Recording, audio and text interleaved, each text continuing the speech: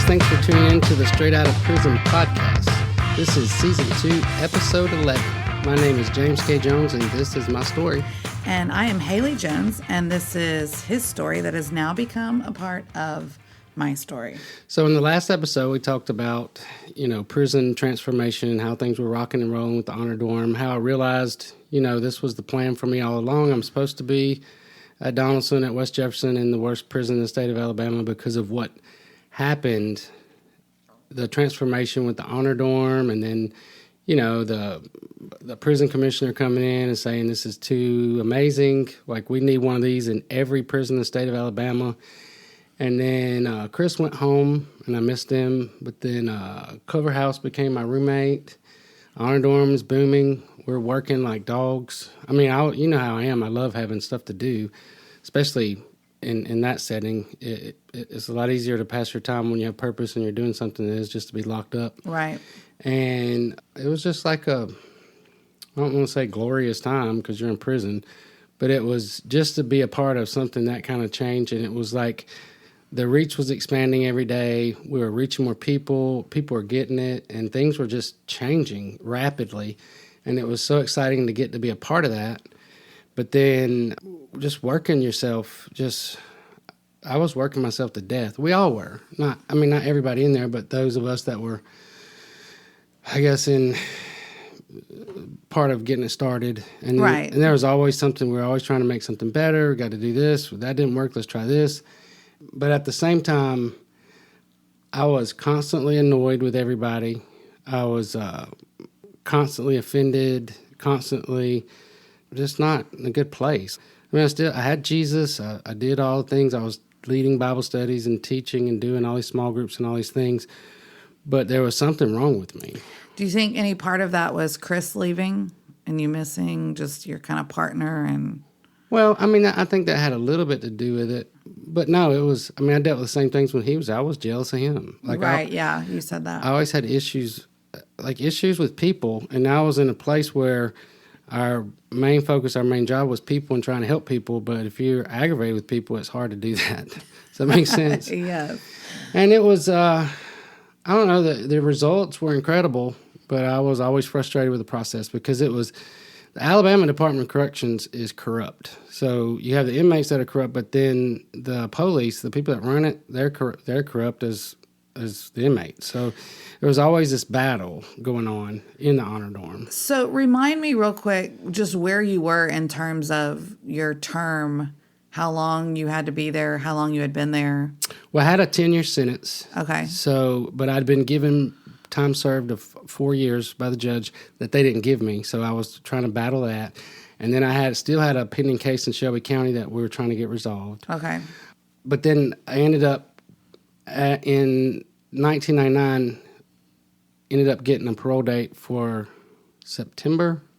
Well, in 1999, is that now? It was about now. We're turning into, we get to the end. Chris left the end of 98. Then we had Christmas. Then that year, I remember it was so weird. Like, there were so many people excited about what we were doing. They were coming in. We had it was crazy. Like, there was momentum for it. Yeah, and then there was a flood of free world volunteers, people coming in, people trying to help, people begging to get in. Like, I want to teach a class on this. I want to do, it was just, it was a good time. But I started getting burned out, and I got tired of. I felt like all we did was we had to fight the administration, we had to fight the police, we had to fight the chaplain, we had to fight the other inmates, and I just got to a place where I was getting just burnt out on all of it, and I was tired, and the days were long, and they were good because you're seeing stuff happen, but at the same time I was not paying attention to my own self, I guess. Yeah. And you can do that with any job. You start getting burned out. And there was a teaching, we had these guys that came in and do these faith teachings, and they would come in and say, you just need to believe God for a pair of socks. You need to use your faith. If you don't use it, you'll lose it and all this stuff. And they came in with this teaching out of the Bible and the Old Testament where it said if you write a vision, then it'll come to pass. And so they would encourage us, write your vision and pray over it and confess it and do all that stuff. And I thought, this is neat. Okay, but hold on. Write your vision. What? whatever you vision. want. Write down what you want So write what you want in life, and basically. believe God for it. Okay. And so I wrote, I want out of prison. Well, duh. I even put my date on it. My date, I've got that somewhere in my old Bible. It says August of 1998, get me out of prison. Really? Yeah, like, because they said, you have to be specific with God and you have to do all these things. And, Okay, hold on. You said August of 98. Yeah. That's when you were believing to get out of prison. And Yeah. when did you write that? What year? At the beginning of 98. Oh, at the When beginning. they came in there and started teaching all this. Okay. They came in there and started teaching all this stuff when we started the honor dorm. Okay. So I was trying to do what they said, but then I realized something ain't right with this. I mean, because if it was going to work, but then it worked for Chris. Like, he did that. He did his faith thing. But I finally got frustrated with that, and I was like, I don't think this is what I'm supposed to be doing. And I was reading that scripture one day, and it just like a light bulb came on in my head. It's in the book of Habakkuk where he said, write the vision, make it plain, and then, it'll come to pass. Surely it will come to pass. But I realized when I was reading that, he wasn't writing what he wanted. In the beginning, it said he was seeking God and asking him to give him a vision, and then he wrote it down. And I was like, oh, okay. Now it makes sense. Like, maybe they weren't teaching it that way, but that's what they were saying, write what you want.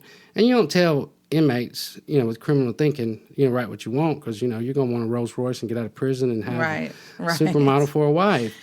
Yeah, I could write a lot of things that I want. But. Yeah. So, but I got to that clarity. It was where it was like, you don't write what you want. You ask me, and I'll tell you what to write. And so I went to Jesus, and I was like, I want to write a vision. And he told me he would give me one if I got quiet and spent some time with him. And I did, and it was not what I wanted to write. It was about me. It was about my insecurities, my issues, him wanting me to be whole, him wanting me to love people and trust, and, all these things. And I was like, that ain't really what I was looking for. Looking for the Rolls Royce. I just want to get out of prison. That's what I want. And I remember right after that, I kind of had like a breakdown, like I fell apart. Like I just couldn't take the pressure of what we were doing anymore. And there was this little kid, his name was Tag. He was one of the kids that we helped rescue that was in the honor dorm. And I was in there talking to him about Jesus. And he told me, he said, James, I had an experience with Jesus about a month ago. And I have him. And I'm reading my Bible and I'm praying, I'm doing all things. But I will never be a part of what y'all are doing. And I said, why? And he said, because every night all your little Christian brothers are in here talking about you to my roommate. And I can't be a part of, I can't be a part of that. Like they were gossiping. Yeah, but what ended up happening, they were coming against me because I was leading the teaching part, and everybody wanted to do other stuff. And it was, I tried, like, go ahead, if you feel like that, but then it would be awful what they would try to teach. Like, it was just, I don't know, I couldn't explain, but I had like a breakdown that night. And I got a pack of Bugler. That's in prison they had Cadillac cigarettes were like cigarettes that you smoke that are already made. But then Bugler was called Rip. It's something you roll up. Okay. Like you just put tobacco in. And I rolled the biggest cigarette, because I didn't smoke anymore. Yeah. But I rolled the biggest cigarette that I could roll that night, and I stood in the door. Was it more like a cigar? It was huge. And just smoked it in front of all the Christian brothers that were talking about me. But no, it was like, there's something rebellious in me. That is so you, I have to say. Well, I wanted to prove, but they were like, because there were a lot of them, they started getting real religious, some of them. And then we got a lot of the religious ones in there. They were like, brother, you're a man of God. And I was like, yeah, and Jesus still loves me. I can smoke a cigarette and he still loves me. And I remember, but it was just like I'm just like seeing this visual of you standing in the doorway of all these people you've been teaching Bible study to, hearing that they like did something or said something about you, and you're just like in your face. Light up.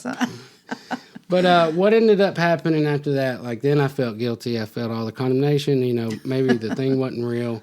And that was when Steve came and he said, I told you. Steve was the mentor guy that came in. Steve Longenecker. Yeah, oh yeah. And he had helped me with Brother Johnny. I helped remember the older black guy. Right. And he said, I'm coming in here twice a week, and I'm here to help y'all, and I want to help you, but you're going to have to like sit down and do counseling with me, and I can help you through these issues. And so I was like, I'm not really into the psychology stuff. I don't really care about all that. But I felt like I was supposed to go sit down with him at least one time. Mm-hmm. And so I made an appointment with him. He would meet with us in the library. So it wasn't totally private, but you could talk and be private. Right. Does that make sense? Mm-hmm. But then when he was in there with somebody, we would put chairs, like, don't go in there, he's meeting somebody. And I started meeting with him every Tuesday and every Thursday for the rest of my time that I was there. But the first sit down that we had, he started asking me questions, and I didn't really know where he was going with any of his questions. But we got to the end of our first little hour session, and he said, James, your problem is you don't have any boundaries, and you're unfathered. And so, but he offended me when he said that. I said, first off, I don't know what boundaries are. I don't know what that means, because I didn't. I don't even know what you're talking about, boundaries. And then it's offensive for you to say that I'm unfathered. I have a daddy. I have a daddy. I'm James Keith Jones Jr. My daddy's James Keith Jones Sr. And he said, let me tell you about my dad. And he started talking about his dad and all the things that his dad meant to him, the things that his dad taught him. And he said, now, tell me about your dad. And I couldn't. There was nothing. I had to, it was very humbling and, almost unloyal, but I had to admit, he's right. But I didn't know, once you admit that, what do you do with it? Right. And I didn't want, this psychological mumbo-jumbo stuff. I didn't want all, I've got issues because my daddy didn't change my diaper, stuff like that. So I was real defensive with him at first, and I left out of there, and I told Cover House, I ain't never meeting with that dude again. I don't even like him. But then... You didn't like him from the beginning. I didn't. And then that Thursday, he set up a standing appointment. I didn't have to go. It was voluntary. Right.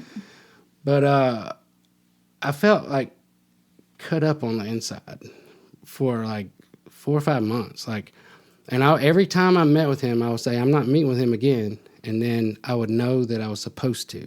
Does that make sense? Yeah. And it was somewhere during the first month or so when I started meeting with him. And I was being honest with him. I was being vulnerable, bearing my soul to him. Where I was writing in my journal, and I felt like Jesus said, James, I'm not going to get you out of prison till you let me heal what got you in here. Oh, wow. And I was like, well, I got saved. I'm going to follow you. I just didn't understand what was next.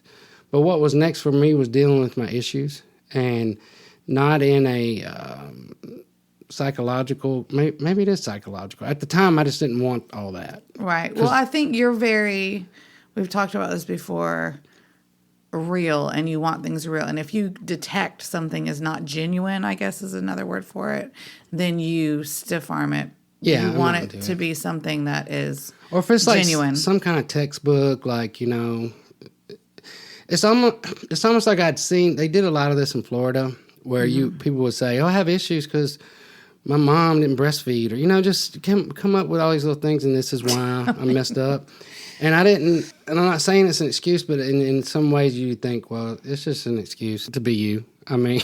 At some point I've always had that mentality. At some point you got to get over it and move You mean on. they're blaming it on something or becoming a victim instead of doing something to change it and do something Yes. different? Yeah. So I didn't want that, and I didn't understand what was happening. But that's funny, though, because it's almost like if you acknowledged that was the case for you, like being unfathered or whatever, or the issues, that somehow you were afraid you were going to blame something on that.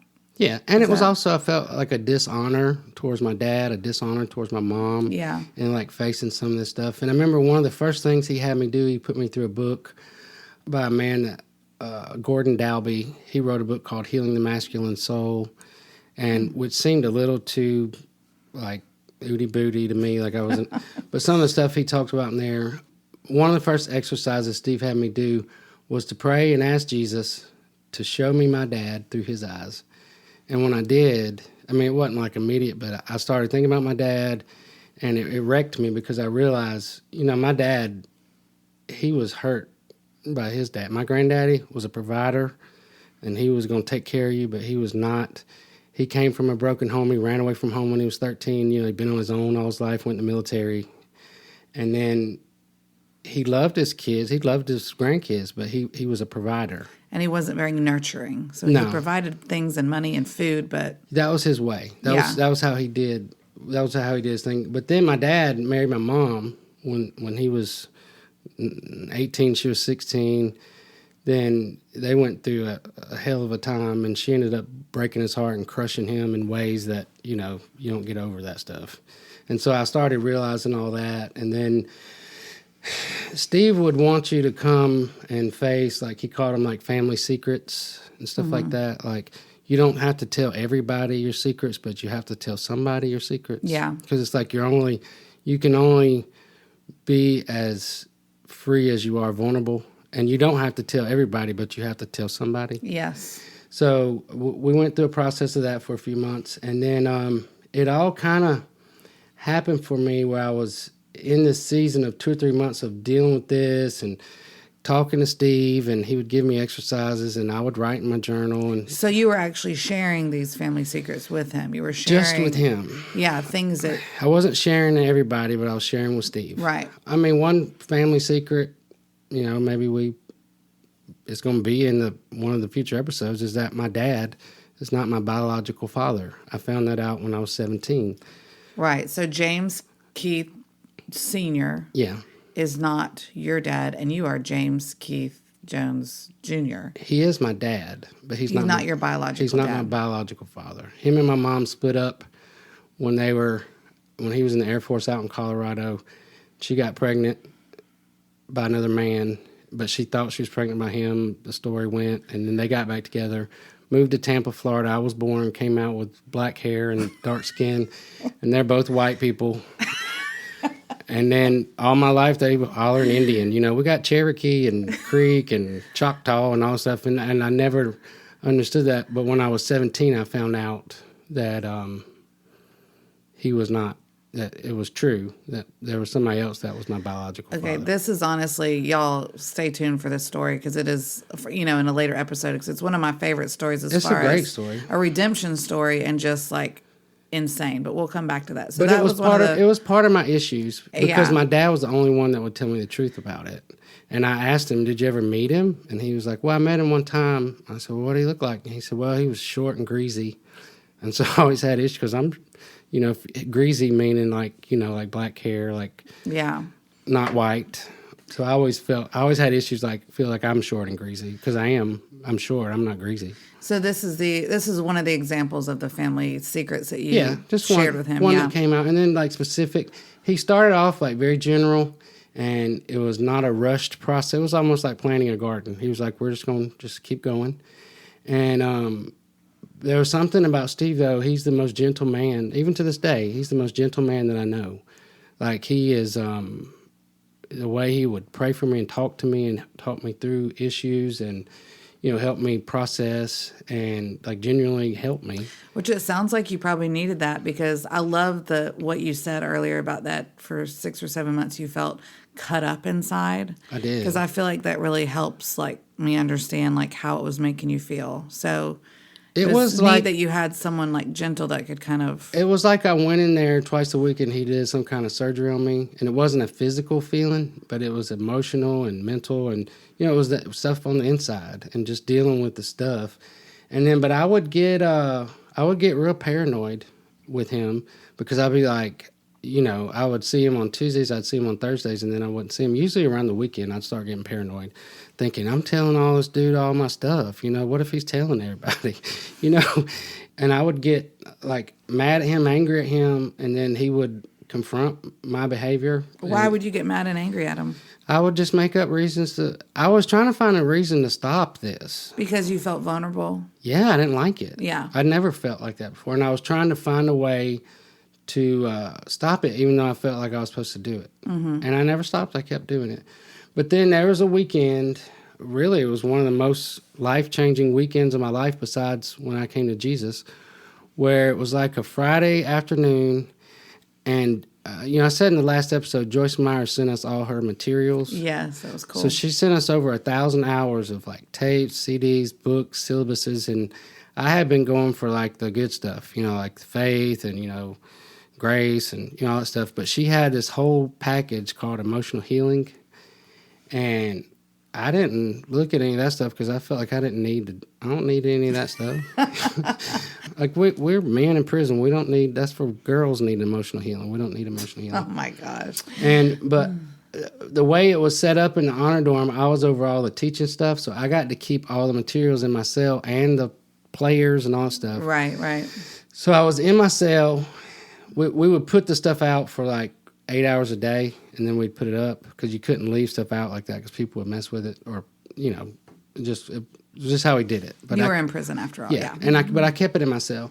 But I had a weekend where I felt like it was the weirdest. Like I felt like Jesus said, "Look, it's time to deal," and I was like, "I'm dealing. What am I doing? I'm going and talking to Steve, doing all this stuff," and I looked at the emotional healing stuff that she had, and it was like this thing of beauty. God will give you beauty for ashes, but you got to give him the ashes first before he gives you the beauty.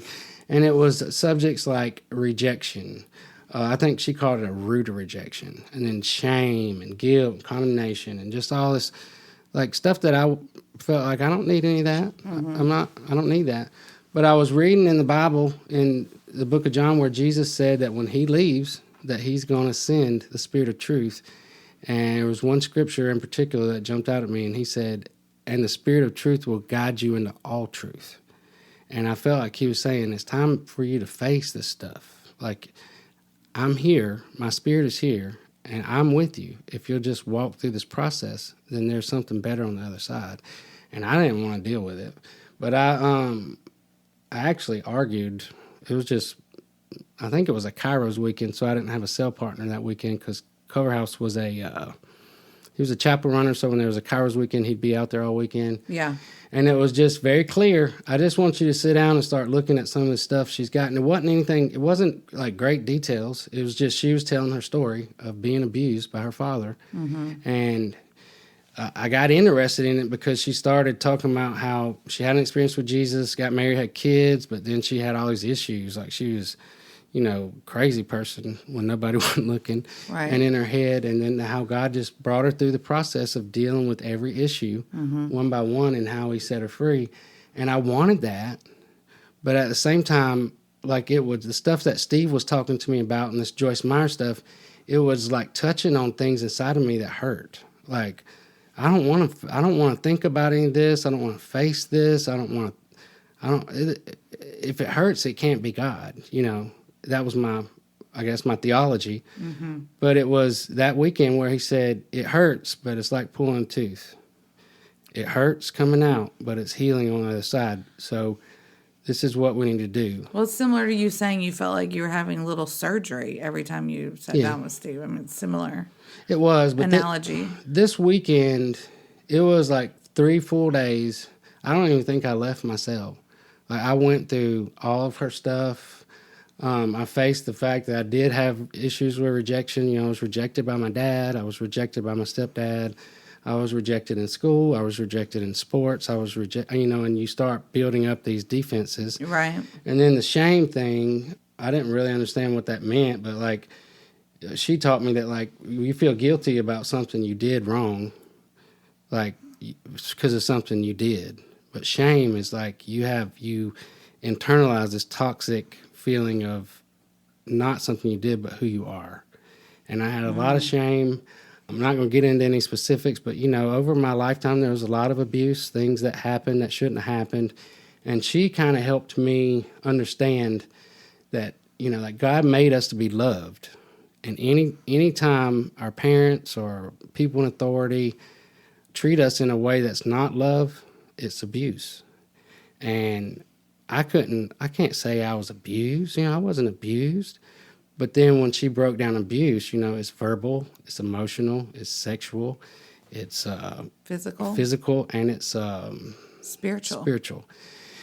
And through that weekend, I just was like, okay, well, if I've got any issues, you tell me what they are. And I started writing in my little notebook, and I wrote in my notebook for 3 days. And I cried, and I wouldn't come out of my cell, and I didn't talk to anybody. And at the end of that, it was like I got it all out. And the way that I got it out was not by talking about it. It was I wrote it out in a notebook. So when you say you wrote it out, like what exactly were you writing out? Specific issues, things that happened. You know, there were some older boys that did some things to me when I was young in my family. There were things I saw with my mom and some of her. So you basically just unloaded it in the notebook. In the notebook. Yeah. Yeah. And then, but that was all I knew to do. And nobody told me to do the notebook. I think she was saying you're supposed to talk to somebody, but I didn't have anybody. The only person I trusted was Steve. And I didn't have anybody to talk to, and it was like, Jesus was like, no, we're doing this now. This is what we're doing this weekend.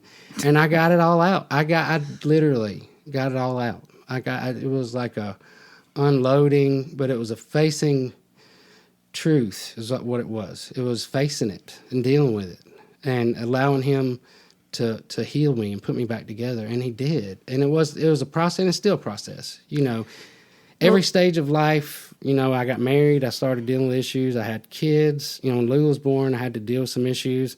The boys were born. I had to deal with some issues. Like every stage of life, that God is always like taking you, making you better, healing you, and dealing with emotions. And well, let's pause because I want to like sit there one minute when you said you unloaded it, you got it all out in the notebook, and then you said, and then he healed me from it. But what did that feel like when you got done writing? Like, take me to your cell, I guess, when you feel like, okay, it's all out now in this notebook. Like, how did you feel?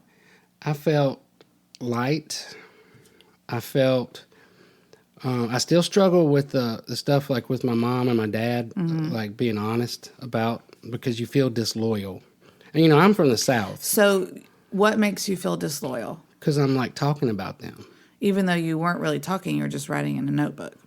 Yeah, but I was going to give the notebook to Steve. Okay. I didn't keep the notebook. I don't ever want to read that stuff again. Yeah. And I did. I gave it to Steve on Tuesday. And then there was a part of that where I was like, well, why didn't I do that with Steve? Like, why didn't I, why not? I was just, like, trying to figure it out. And I felt like Jesus was like, because I'm your person. Steve is one of my people. He's here to help you, but I'm your healer. You come to me. I'm God. I'm Jesus. I'm the one that's going to heal you. And it was like being reborn. I can't explain it. Wow. The other part of that process. I don't know why it's making me cry. No, it was crazy. I would go and just walk around. It was like I had a new lens. Like it was. I could see different. It was freedom. I was free. And it was all these things that were holding me back. And I remember that Wednesday going out to the Kairos people would come on Wednesdays. We had a little small group. And I was just so free, so alive. And I felt like I was like alive fully for the first time. And my friend Marvin Carnes that I met on the Kairos weekend, he was out there. And he was like, James, what are you talking about? Like, you're in prison. Like, how can you even... Like his reaction was what were you saying to him when he said that? Like that I had this experience where I dealt with something. I mean, I didn't tell any details. Right. But that, I felt like this, if you keep following Jesus, he's going to keep healing you. He's going to keep getting you where you need to be as long as you are still like how it started. I give up, come in, have your way, do what you want to do. You're God, I'm not. Do your thing. And this was my time where he wanted to deal with my issues that were holding me. And these were issues that were holding me back to where, like, I was wanting to fight people. I was wanting to, I was talking crazy to people. I was getting aggravated and I was miserable. I was depressed. It was crazy. I don't know if now is the time you want to share this, but you've shared with me in the past. And it sounds like it might be around this time, but when you had the vision or saw yourself as a little boy. We can talk about that now, I guess. I mean, because I feel like it goes right into what you're saying, just kind of getting freedom and healing. Do you want to share that? I can. It's weird. I don't want people to think I'm crazy. But it was during this time, I mean, I was sincerely seeking God. I didn't have anything to hide from him. I feel like he knew everything anyways. But I would get in these little things where I would hurt somebody's feelings or make them cry, or I'd say something, usual stuff. And I was praying, and I was in the cell by myself, and I just said, Jesus, what's the matter with me? What is the matter with me? And he gave me a vision of a little boy, and I knew the little boy was me. It was like 5 or 6 year old, and he had holes in him, all through him. And he said, "The problem, this is your problem, but I can fill those holes." What did those holes represent, do you think? Just my life, the things that I've been through, my life, the hurt, the pain, life abuse, experiences, things that maybe up until that time I'd never told anybody, things that happened, things I did, things that were done to me, but that he wanted me to be whole. And it was, it might have been like 3 or 4 days after that, I was praying again, like whatever you want to do it. I'm here. I ain't got nowhere else to be. Is this after the notebook thing? Yeah. Okay. I had another vision, and it's crazy. I haven't had anything. This has been 20-something years ago. I've never had that like that again. But there was a man standing over me, and I looked up, and the man was like 25 feet tall, and his face was my face. And he said, "I'm your father. I want to be your father. I'm God. I want to be your father, if you'll be my son." And I was like, okay, this is a little too weird. But I don't think he wasn't saying that. It was like a way for me to understand that God of the universe that created everything sent his son to pay for everything I've ever done and everything ever done to me.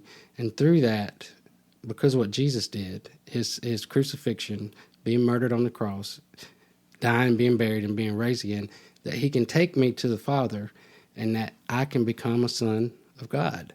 And that didn't make any sense to my mind. And the vision, I think God speaks to everybody in different ways for them to understand. I got it when I saw the face was my face, was that he was my father and I was his son. And it totally changed something in me. It's almost like I felt like a weight dropped on me, that I was going to be okay, and that somehow, I didn't understand it with my mind, but that God wants to be my father. Like, it doesn't matter who my biological father is. It doesn't matter that my legal father never wanted me. And it was crazy. Did you see, because before, I think you told me you saw those holes fill in. That was after that. Oh, okay. He said he wanted to fill the holes. Yeah. Actually, he said, I'm the only one that can fill those holes. And we do. When we have issues, we all have holes. We fill them with other things. We fill them with drugs. We fill them with money. We fill them with alcohol. We fill them with, power and... Or even like toxic relationships. Oh, yeah, that's the worst. Those are the worst. Because you're seeking to get something from someone else or a thing, something that only God can give you. And he wants to give it to us. He wants us to be free. And it transformed my life. It transformed my life. It transformed my mind.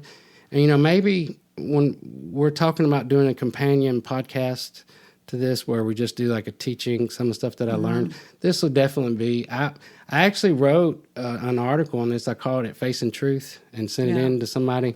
And they sent it back and said, "No, we don't want that." This was when I was in prison, my first rejection. No. All the guys were like, "Oh, James got his first rejection letter," and then, but it was just part of the process. But this when you start talking about dealing with issues, it's deep. And so, real quick, for those that might wonder, and I wonder, you said this vision. Were you asleep or awake? I was awake. Okay. So it was when you were praying and you just kind of saw that, like a daydream, I guess, kind of. Well, no, I had my eyes closed. Yeah. I was praying, but I saw it. I saw myself with holes, and then I saw him as my father standing over me saying, if you'll just let me, I'll be your father. And he has proved that over the last 20 plus years, but it's not like a ooty booty type thing, but it's just dealing with issues. And it was during that season that God, he just like swooped in and put me back together. And it was crazy because I'm still in prison. The honor dorm is doing good, but still, you're still in prison.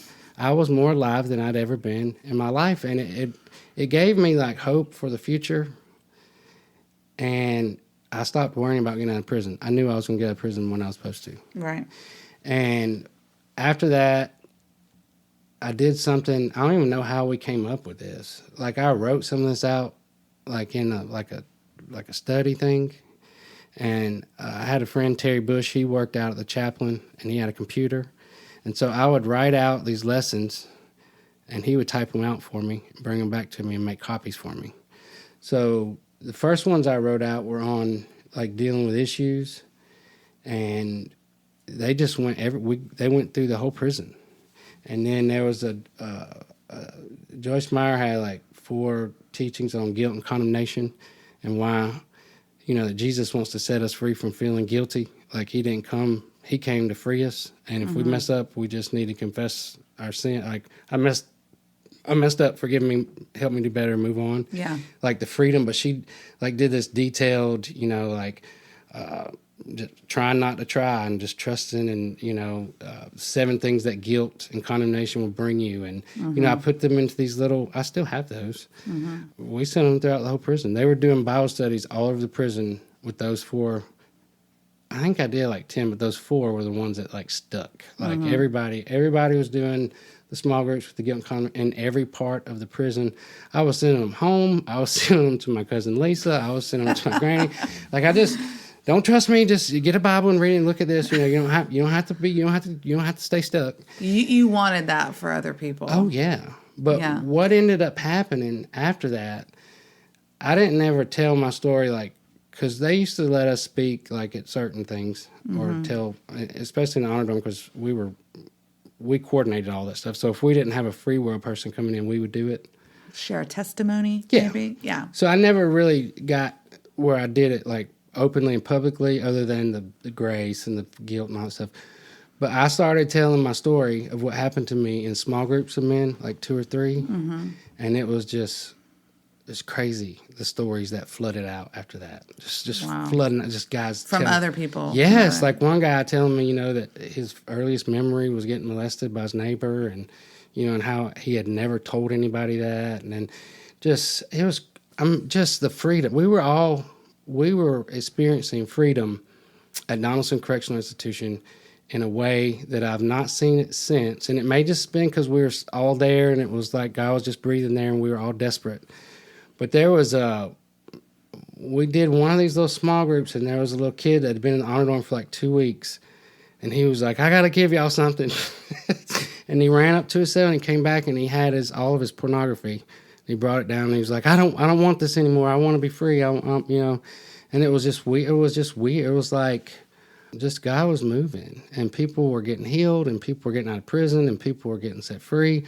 And I was just in an amazing place. And golly, so you went from a very low place to the freest place you've ever been.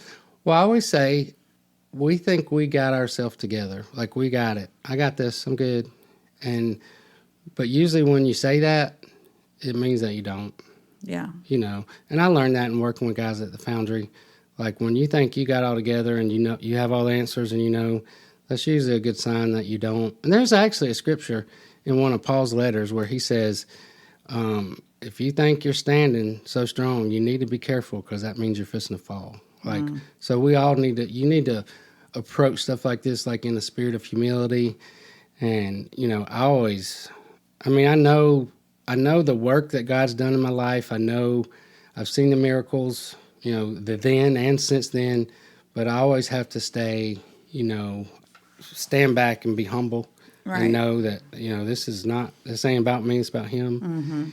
But honestly, dealing with issues like this was part of my story, but I think that it's the reason why most guys come out of prison and don't make it, because they may have had an experience with Jesus, they may have had some kind of training, but they haven't dealt with like these core, like this is your identity, these kind of things that keep you bound up and hurt and pain and shame and rejection and all the things. And, just the unfathered aspect of that. I don't know if I said this already, but I started developing a relationship with different men that were opposites. Like Steve was more like a counselor, and he's a pastor, and he has a Bible. He uses the Bible, but he doesn't like talking Bible language. Like he just talks to you. Right. Like a one-on-one. conversation. Yeah, he's more like a counselor. Right. And he's good at like strategy, and he was a mentor. But then God sent me like Marvin.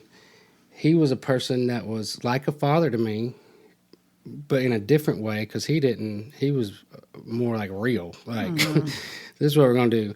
Then he's, the World Victory Church guys came in, and there was a guy, one of the associate pastors there, his name was Tommy. He became like a different aspect of a father. And it was crazy, like towards the end of this, like Steve helped me see it.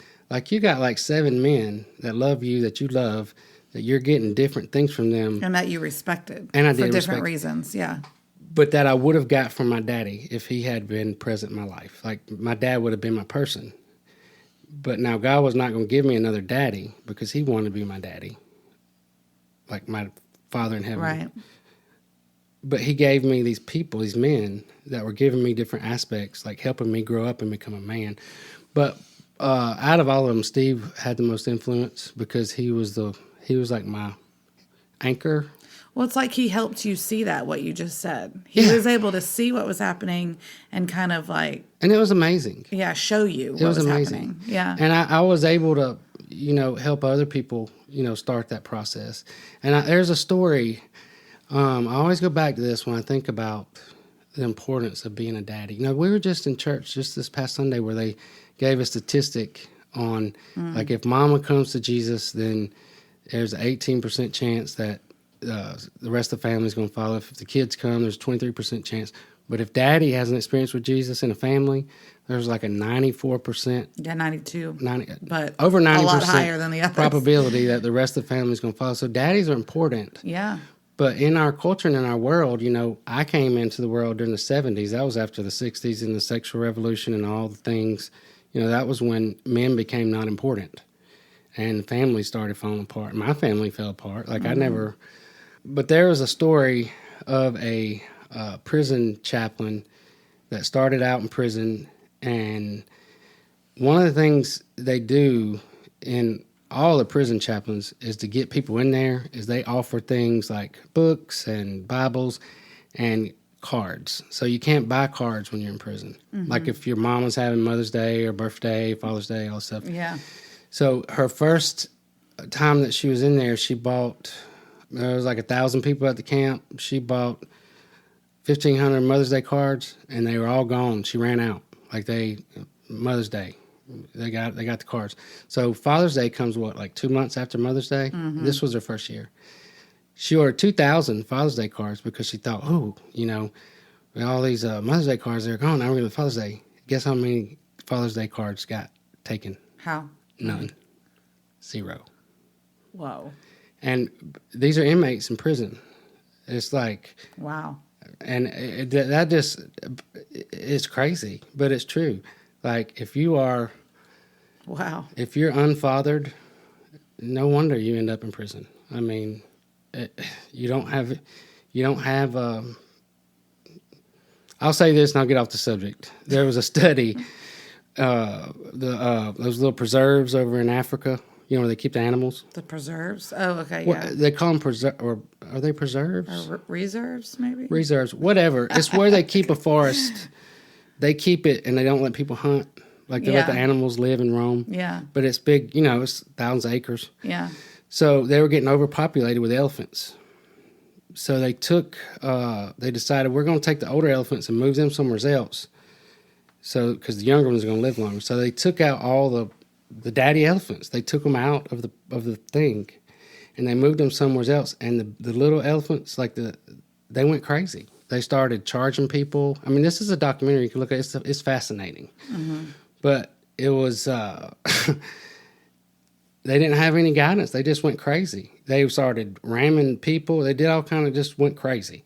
So they realized you got to have the older. I think they called them bull elephants. You got to have them in here to keep them. Keep order. Yeah. So they brought them back. Immediately it stopped.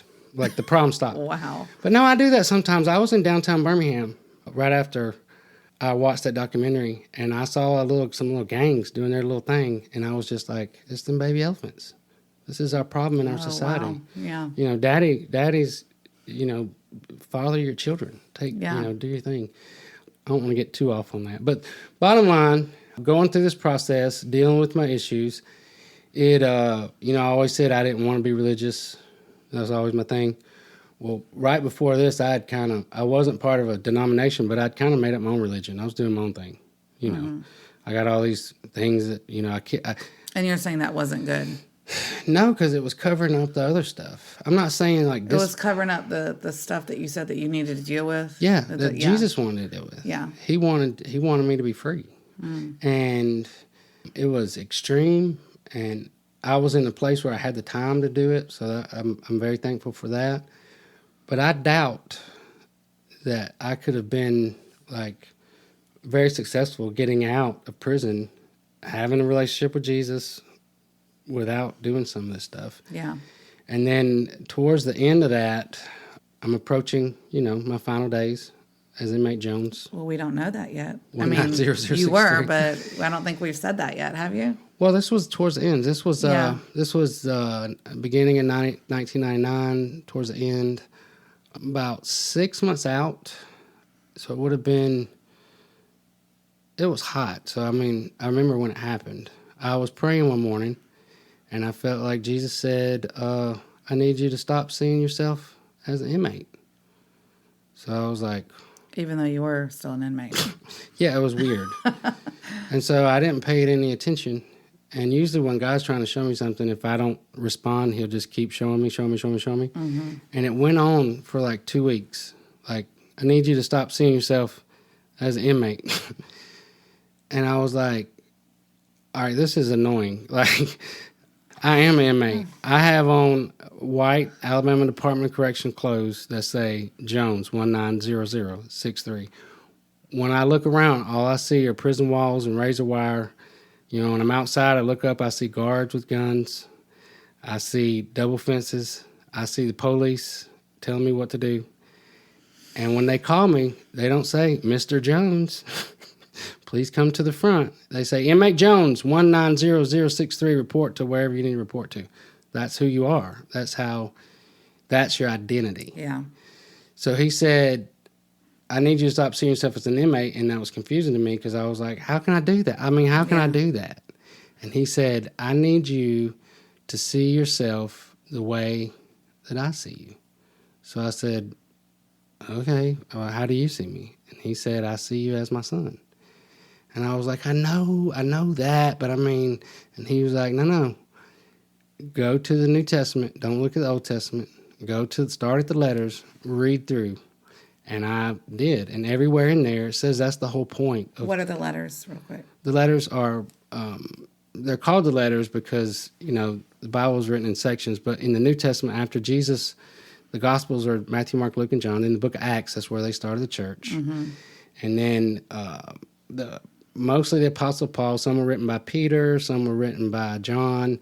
They wrote letters to the church because they couldn't communicate. That's how they communicated, was through the letters. And the letters became our scripture. And honestly, I learned during that time, and don't argue with me if you're a Bible scholar, that's the part of the Bible that matters the most to me, to us now, because that's what's written specifically to us as Jesus followers. Like the Old Testament is written to the Jews. Right. Well, okay, I don't want to get too far off on that. So he told you to go read the letters. But every one of the letters, when you read through them, it all talks about the whole reason for Jesus to be the way, the truth, and the life was to take you to the Father so that you could become children of God. And I never really saw it like that before, but every scripture says that in the letters. That's the whole point, is that we become his very own sons and daughters. And that's how he wanted me to see myself, not as inmate Jones, not as a criminal, not, see myself as forgiven. I can't ever not know what I did. Right. But to see myself as he sees me as his son.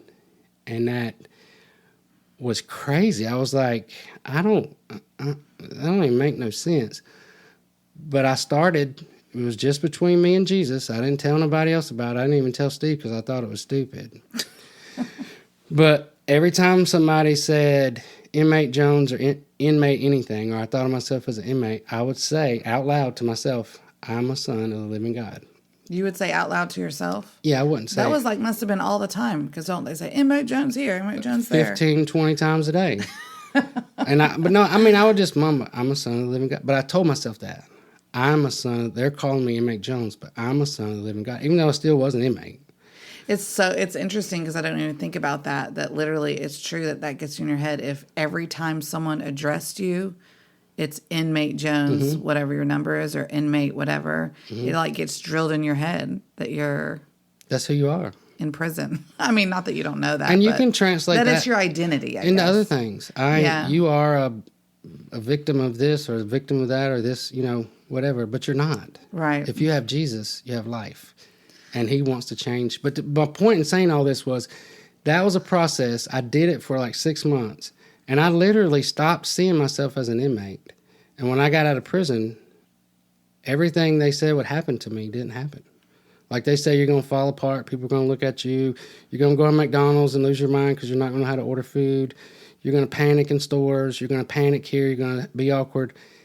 But God began this process of me telling myself, when somebody called me inmate, to say that I'm a son of the living God, it changed my identity.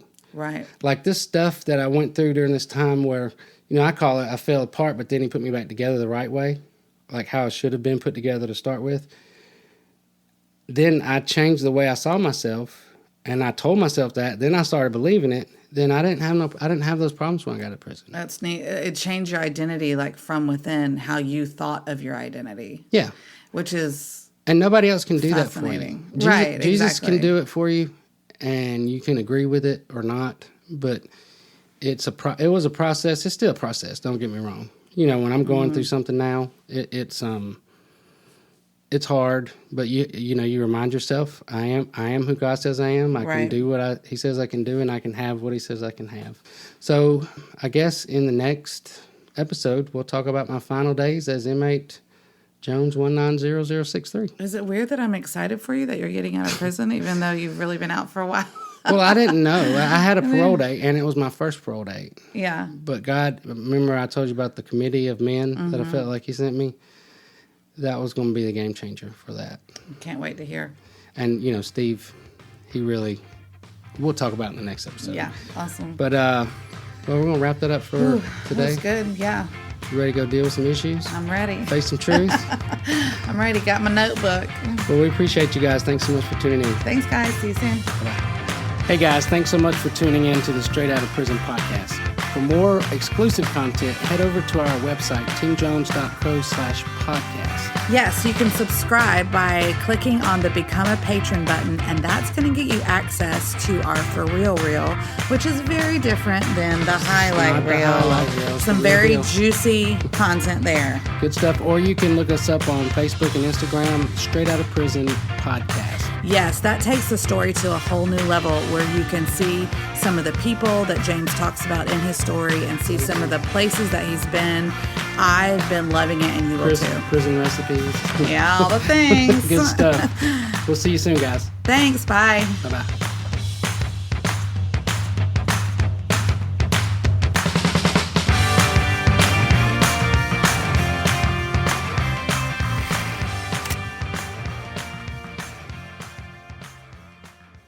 Getting anything out of these videos, please hit the like button, the subscribe. If you never want to miss a recipe or anything I do, hit the little bell and you'll get notifications.